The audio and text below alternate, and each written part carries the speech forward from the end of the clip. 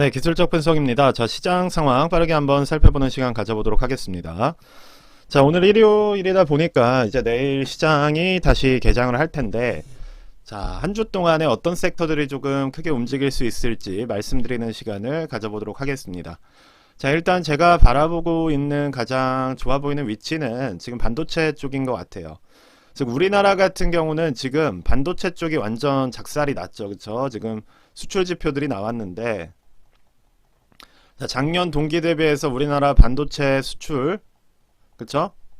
흑자 자체, 즉 수출 그 규모 무역 자체가 지금 30% 이상 줄어든 걸로 나왔어요. 즉 반도체 가격이 워낙 낮은 가격에 형성이 돼 있기도 하고, 아무래도 뭐 중국이나 미국의 무역 갈등이 있다 보니까 특히 이제 대중국 수출이 많이 줄어들면서 지금 국내 반도체 같은 대기업, 뭐 삼성이나 하이닉스 같은 경우는 좀 타격을 입은 상황입니다. 자, 그래서 국내 이제 반도체 쪽 같은 경우는 뭐 다음 주 같은 경우, 이 전주 같은 경우는 반도체 소부장 한 2주 동안 반도체 소부장주들이 상당히 주목을 받았었죠. 그렇죠? 그런데 자, 수출 결과가 나온 걸 보니까 일단 우리나라에서 무역 흑자를 이끌고 있는 게 이제 2차 전지나 뭐 차, 그렇죠? 자동차. 자, 요런 분야들로 나왔습니다. 그러면 자, 한 2주 동안 반도체 소부장에서 흐르던 돈들이 아마 다음 주부터는 다시 2차 전지나 자동차로 흘러갈 가능성이 있어 보여요. 자, 그래서 뭐 그런 부분들은 미리 조금 지켜보시면서 다음 주 월요일에 흐름을 보시면 어느 정도 방향성을 잡을 수 있을 거라고 생각을 합니다. 자, 그럼 미국 시장 내에서는 왜 반도체가 아직도 좋으냐? 자, 미국이 뭐 이런 말을 좀 하긴 그렇지만 한국인으로서 조금 열이 받긴 하지만 좀 뭐 그런 짓을 하고 있어서 그래요. 자, 그게 대표적인 게 뭐예요? 반도체 지원법이죠. 그쵸? 그러니까 뭐 시장주의나 무한 경쟁, 뭐 자본주의 뭐 이런 거 참 중시하신다는 분들이 자, 이런 법을 만들어서 어쨌든 50조 정도의 보조금을 걸어 놓고 자국 내 시장으로 들어오라는 거예요. 즉, 그래야 보조금을 준다. 보조금을 준다는 얘기는 말이 좋은 것이지, 반대로 말하면 지키지 않으면 불이익을 주겠다라는 겁니다. 왜냐? 미국에 반도체를 팔아야 되는데 그럼 자국 기업들은 다 보조금을 받을 거 아니에요. 즉 그 말은 경쟁력 자체를 자국 산업에 더 몰아주겠다는 그러한 지원법이고, 자국 내 시장에서 어쨌든 보조금을 받으려면 자, 일자리 창출해라. 그쵸? 지금 국내에 얼마나 많은 일자리를 만들려고 노력을 하고 있습니까? 그쵸? 엄청나게 공장을 짓고 자, 반도체 뭐 학과를 만드니 하면서 우리나라 역량으로 쌓아가고 있는 상황인데, 자, 이런 식으로 오게 되면 국내는 타격이죠, 당연히. 그쵸? 자, 그리고 뭐 한 네다섯 가지 정도의 악법들이 있었어요. 뭐 중국에 팔지 말아라, 뭐 요런 식을 강제하는 법안도 있었고, 자세히는 말씀 안 드리겠습니다. 뭐 공부한다고 주가로 돈을 버는 건 아니기 때문에. 그런데 핵심적으로 이제 핵심 조항이 제가 기억하기로는 이게 있었던 것 같아요. 자, 가격 경쟁을 막겠다. 즉 치킨 게임 방지. 그러니까 중국식 시장 잠식을 허용하지 않겠다. 자, 이런 식의 어떠한 규제 조항이 있었던 걸로 알고 있습니다. 자, 이렇게 되면 당연히 자, 이런 것들을 하게 되면 어느 기업에 좋겠어요? 우리한테도 좋지가 않겠죠. 그렇죠? 우리야 국내에서, 그렇죠? 인력들 고용, 고급 인력들 많잖아요. 그렇죠? 고급 인력 통해서 뭐 R&D나 생산력 올리고, 그쵸? 반도체 공장은 어디에 지어요? 뭐 중국, 뭐 인도, 뭐 이런 곳에 지어서 단가는 낮추고, 그쵸? 판매는 어디로 해요? 미국이나 뭐 유럽이나, 그쵸? 물론 중국에도 하죠. 자, 요런 식의 구조로서 돈을 만들어 오던 게 바로 삼성이나 하이닉스잖아요. 그쵸? 그런데 자, 중국에서 만들어도 미국에서 만드는 것보단 쌌기 때문에 항상 우리가 가격 경쟁력이 있었다는 거예요. 그런데 지금 이런 부분들을 법으로서 어떻게 보면 보조금이라는 걸 걸면서 지금 제한을 하고 나왔기 때문에 사실 우리나라 반도체 기업이 수혜를 본다기보다는 어떤 기업들이 수혜를 보겠어요? 아예 중국이랑 거래가 없던 대만 기업들, 그쵸? 그래서 상당히 미국 내 ADR로 상장된 기업들이 주가가 많이 올라갔습니다. 자, 그리고 또 어떤 기업들, 미국 내 반도체 기업이겠죠. 그쵸? 자, 그래서 엔비디아를 어떻게 보면 반도체 쪽에 대장주처럼 보고 있기 때문에 상당한 상승이 나왔던 거예요. 그리고 다양한 반도체 성장주들 역시도 실적이 어마어마합니다. 실적이 어마어마하다는 게 삼성전자처럼 벌고 있다는 게 아니라 상승률이 어마어마합니다. 그래서 올해부터 해서 작년 말부터 상당한 상승들이 이미 나왔어요. 그런데 이제 미국 내에서는 지금 2차 전지는 대부분 어디에 집중이 되어 있어요? 리튬 관련 기업에 집중이 되어 있어서 사실 기술주로서 매력적이지는 않은 상황이에요. 그렇다 보니까 지금 기술주로서 상승을 주도하는 거는 미국 내 반도체 기업입니다. 이렇게 정리를 해드릴 수가 있을 것 같아요. 그래서 지금 미국에서 가장 돈이 많이 몰리고 있는 쪽이 반도체 쪽이고, 우리나라 같은 경우도 최근에 소부장 기업들이 상승을 주도했지만, 자, 수출 타격을 보고 어느 정도 영향을 받을 수는 있어요. 다만 자, 작년 동기 대비 거의 40% 정도가 빠졌다는 거는 뭐 저점 신호일 수도 있습니다. 다만 기업 측면에서는 실적이 악화되기 시작했다는 것이기 때문에 우리가 뭐 섣불리 지금 반도체주에 들어가기에는 조금 빠를 수 있다는 걸 인지해 주시면 좋을 것 같아요.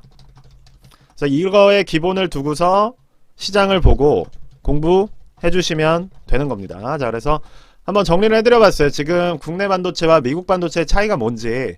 자, SOXL 같은 경우, 자, 이걸로 보면 조금 왜곡이 있기 때문에, 자, SOXX로 봤을 때 이미 고점 라인의 절반을 회복을 했습니다.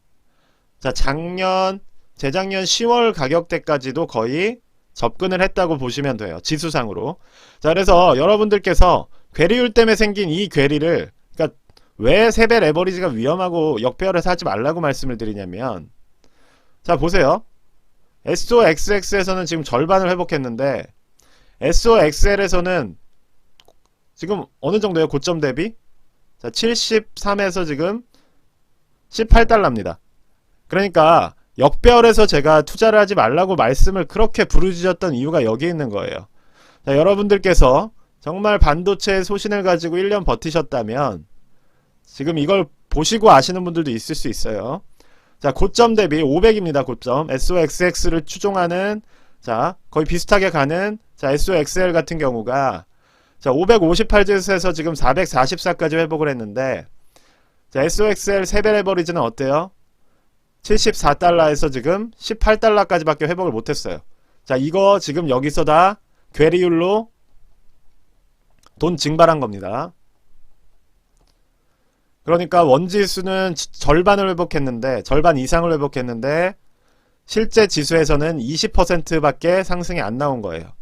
즉 여기서 1억 놓고 다시 SOX가 원지수로 복귀를 해서, 자, 1배 추종이면 원금. 자, 근데 세배 레버리지로 만약에 이거를 똑같이 원지수 복귀했을 때는 한 30달러 될 겁니다. 자, 그래서 마이너스 55%. 자, 요렇게 손해보실 확률이 높아요. 자, 결과적으로 그래서 세배 레버리지는 어디서만 관심 가진다? 무조건 정배열 상승 구간에서만 관심을 가지는 겁니다. 자, 여기서 관심 가지신 분들은 지수가 원래대로 회복을 해도 30달러 정도에서 아마 마무리됐을 확률이 높아요. 그리고 다시 빠지겠죠. 아무래도 저항이 있기 때문에. 그러면 평생 원금 회복이 안 되는 겁니다. 계속 돈만 때려 넣는 거예요. 자, 이렇게 빠질 때 또 사겠죠. 그쵸? 그러면 또다시 밑빠진 독에 물 붓깁니다. 또 괴리율 때문에 작살이 나고, 또 다시 원금 회복했을 때, 자, 원지수가 회복했을 때는 또한 60%밖에 회복이 안 되는 거예요. 자, 그래서 지금처럼 추세가 좋을 때만 관심을 가지는 겁니다. 자, 상승 추세로 10일 중에 8일 정도가 올라갈 때만 투자를 해야 어느 정도 괴리율이 크게 없이 상승 추세를 따라갈 수가 있어요. 자, 그런데 곳곳에서 마이너스가 곱해지고 또 반대로 플러스가 곱해지면 괴리율이 생기면서 투자금이 증발을 하게 됩니다. 그래서 그런 측면은 꼭 알고 계시면서 지금 SOXL 관심 가질 수 있는 그러한 구간이라는 거예요. 워낙 미국 반도체가 호재로 가고 있기 때문에 자 RSI 상으로도 저점 높이면서 상승 추세로 가고 있죠. 그렇죠? 그래서 이런 식으로 올라가는 구간에서 어느 정도 상승이 나올 수가 있다. 자, 그래서 심지어 자 550, 70에 갔던 SOX 같은 자 반도체 지수 자체가 지금 거의 전고점을 회복하는 흐름으로 가고 있다 라고 보시면 될 것 같아요. 그리고 그 이유는 바로 무엇이다? 자 이전에는 없던 엄청난 정책적 지원이 떨어졌기 때문이에요. 자 우리나라 입장에서 기분이 상당히 나쁘죠. 그쵸? 모모치 같은 행동이죠. 그쵸? 그런데 자 미국 내 기업의 입장에서는 반도체 업황에 있어서 상당히 좋은 지금 기회를 맞고 있기 때문에 자 요런 식으로 지금 상당히 끌고 올라가는 모습이 나오고 있고 그것이 어떻게 보면 나스닥의 상승을 지금 견인하고 있다고 볼 수가 있어요. 즉 금리 이슈보다도 자 반도체 쪽에 너무 많은 지원 생겼기 때문에 자 이 섹터에서는 지금 어떻게 보면 에너지를 끌고 가고 있다는 겁니다. 자 그리고 중국과 원래 척을 지고 있던 대만 같은 경우도 자 이 부분에서 혜택을 보고 있다는 거예요. 얘들은 여기랑 거의 뭐가 없잖아요. 그쵸? 이게 국가 어떤 안보와 직결이 되기 때문에 자 얘들은 반도체를 얘들과 거래하는 그게 없잖아요. 그쵸? 우리나라가 문제인 거죠. 그쵸? 자 우리나라 같은 경우는 생산도 중국에서 하고 판매도 중국에도 하고 여기서 생산해서 미국에도 팔고 그쵸? 이쪽에 또 어떻게 보면 직접 판매도 하고 자 그러한 포지션이었기 때문에 조금 타격이 있을 수가 있는 겁니다.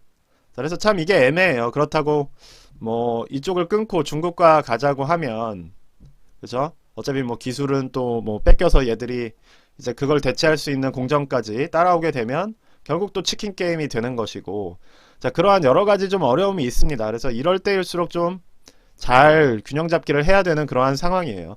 자 그래서 반도체로 지금 어쨌든 미국 시장을 한번 지켜봤어요. 자 그래서 반도체가 상당히 중요한 구간이고 반도체가 어쨌든 투자하기에는 상당히 좋은 위치에 있다. 그래서 미국 지금 주식에 관심이 있으신 분들은 자 우리나라 같은 경우는 2차 전지가 지금 이끌고 있고 그쵸? 자 미국 같은 경우는 지금 반도체가 좋다. 자 여기에 대만도 같이 묶여서 상승이 나오고 있는 상황이다.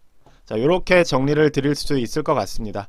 자 그래서 항상 리스크 관리가 중요해요. 자 아까 세배 레버리지 괴리율 얘기 왜 드렸냐면 자 또 이거 보고 만만세 하면서 인생 있는 돈 없는 돈 다 털어가지고 나중에 너 때문에 망했다 이런 소리 하지 마시고 자 SOXL 같은 거는 결국 괴리율이 있기 때문에 항상 상승 추세에서만 투자를 해야 됩니다. 자 그 리스크를 모르시면 작년에 제가 그렇게 경고를 드림에도 그냥 무조건 사시던 분들은 지금 보세요. 자 555에서 지금 300까지 빠졌다가 자 444까지 회복을 했어요. 자 그런데 세배 레버리지 상품은 어느 수준이에요? 지금 8월 30일 수준입니다. 즉 직접 비교를 해보자면 8월 30일이면 한 이쯤이죠. 자 지금 요 정도밖에 회복이 안 된 거예요. 그러니까 얼마나 괴리율이 크다는 거를 여러분들께서 조금 알 수 있으면 좋을 것 같아요. 지금 여기까지밖에 못 온 겁니다. 실제 세배 레버리지의 상승분은 여기까지 지수는 올라갔는데 여기까지 회복한 것밖에 반영을 못한 거예요. 자 그런 부분들을 꼭 염두를 해두시면 좋을 것 같아요. 자 그래서 오늘 영상은 여기까지만 말씀드리도록 하겠습니다. 감사합니다.